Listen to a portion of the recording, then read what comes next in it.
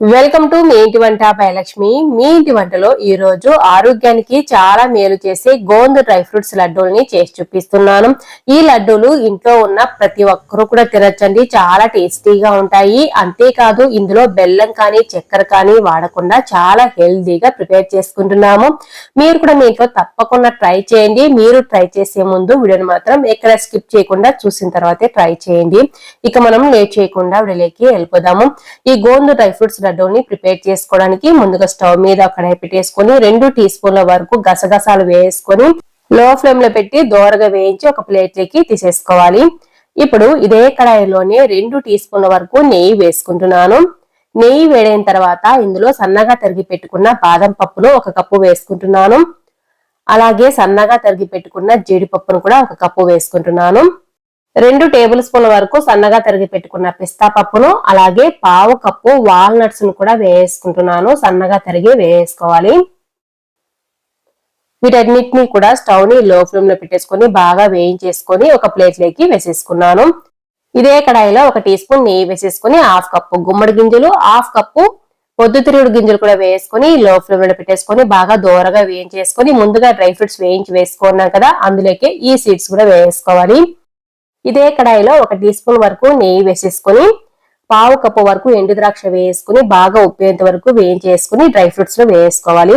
అలాగే 2 టేబుల్ స్పూన్ల వరకు గోందు అనేది తీసేసుకొని గోందును కొద్దిగా నెయ్యి వేసుకున్న కడాయిలో వేసుకొని లో ఫ్లేమ్ లో పెట్టేసుకొని వీటిని ఫ్లఫీగా వచ్చేంత వరకు వేయించేసుకోవాలి. చూసాక ఎంత బాగా చిటపటలాడుతూ బాగా ఫ్లఫీగా వచ్చేస్తాయి. ఇలా వచ్చిన తర్వాత పక్కకు తీసుకోవాలి. అన్నిటినీ కూడా ఇలాగే కొద్దిగా వేసి వేయించేసుకున్నాను. ఇప్పుడు ఒక మిక్సీ జార్ తీసుకొని ఇందులో గింజలు తీసేసుకున్న ఖర్జూరాన్ని 2 కప్పుల వరకు వేసుకొని మరి మెత్తగా కాకుండా బరకగా గ్రైండ్ చేస్తున్నాను. మధ్యలో ఆపుతూ గ్రైండ్ చేసుకోవాలి కలుపుకుంటూ. ఇలా గ్రైండ్ చేసుకున్న తర్వాత ఇప్పుడు కడాయిలోని ఒక 2 టీ స్పూన్ల వరకు నెయ్యి వేసేసుకొని ఈ నెయ్యిలో ముందుగా గ్రైండ్ చేసుకున్న ఖర్జూరం పేస్ట్ ని వేసేసుకోవాలి.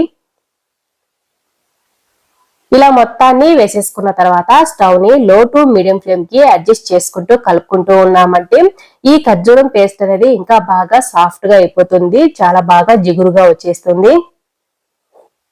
ఇప్పుడు మరి గట్టిగా ఉంది కదా, ఇలాగే కలుపుతూ ఉన్నామంటే కొద్దిగా మనకు పాల్చబడినట్టు తెలుస్తుంది, కొద్దిగా సాఫ్ట్ అయినట్టు తెలుస్తుంది, ఇంత గట్టిగా అనిపించదు.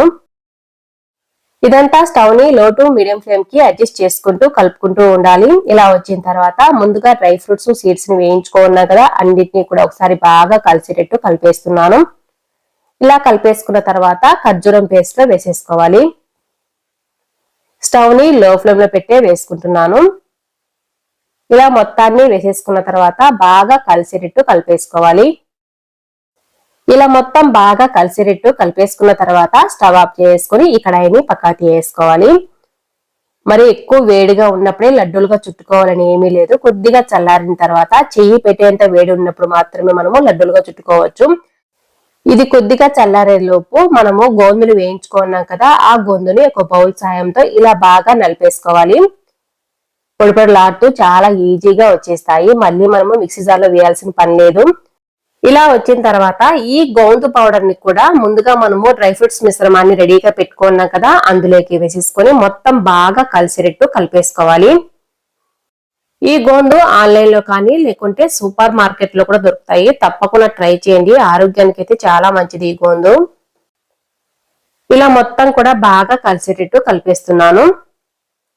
ఇలా మొత్తం కలిసేటట్టు కలిపేసుకున్న తర్వాత చేతికి కొద్దిగా నెయ్యి రాసేసుకొని లడ్డూలుగా చుట్టేస్తే సరిపోతుంది. మరి ఎక్కువ చల్లారనివ్వకూడదు. కొద్దిగా వేడిగా ఉన్నప్పుడే మనము చేతికి నెయ్యి రాసేసుకొని ఇలా లడ్డూలుగా చుట్టేసుకోవాలి. ఇలా లడ్డూలుగా బాగా చుట్టేసుకున్న తర్వాత ముందుగా మనము గసగసాలని వేయించుకొని రెడీగా పెట్టుకున్నాం కదా, అందులోకి ఈ లడ్డూను పెట్టేసి మొత్తం పైన గసగసాలు వచ్చేటట్టు చూసుకోవాలి. చూసా కదా వీడియోలో చూపిస్తున్నట్లుగా ఇలా గసగసాలు పల్చగా చేసుకుని లేకుంటే చేతికి కొద్దిగా అంటించేసుకున్నా సరిపోతుంది గసగసాలు. లేకుంటే ఇలా గసగసాల్లో డిప్ చేసుకొని మొత్తాన్ని కూడా చేత్తో ఇలా అన్నామంటే లడ్డు మొత్తానికి కూడా గసగసాలు అంటుకుంటాయి. చూడటానికి చాలా బాగుంటుంది. అంతేకాదు తినేటప్పుడు కూడా చాలా బాగా టేస్టీగా అనిపిస్తాయి లడ్డూలు. మిగతా అన్ని లడ్డూలు కూడా ఇలాగే చేసుకున్నాను. చాలా సింపుల్ గా గోందు డ్రై ఫ్రూట్స్ లడ్డూల్ని ప్రిపేర్ చేసుకున్నాం కదా, మరెందుకు ఆలస్యం, మీరు కూడా వీటిలో ట్రై చేయండి. మీరు ట్రై చేసే ముందు వీడియోను మాత్రం ఎక్కడ స్కిప్ చేయకుండా చూసిన తర్వాతే ట్రై చేయండి. ఈ లడ్డూలు పిల్లల నుంచి పెద్దవాళ్ళ వరకు ఎవరైనా తినచ్చండి, చాలా మంచిది ఆరోగ్యానికి. మీకు ఈ వీడియో నచ్చినట్లయితే తప్పకుండా ఒక లైక్ కూడా చేయండి. అలాగే కొత్తగా చూస్తుంటే సబ్స్క్రైబ్ చేసుకోవడం మాత్రం అసలు మర్చిపోకండి. మీ ఫ్రెండ్స్ కి రిలేటివ్స్ కూడా షేర్ చేయండి. Thanks for watching.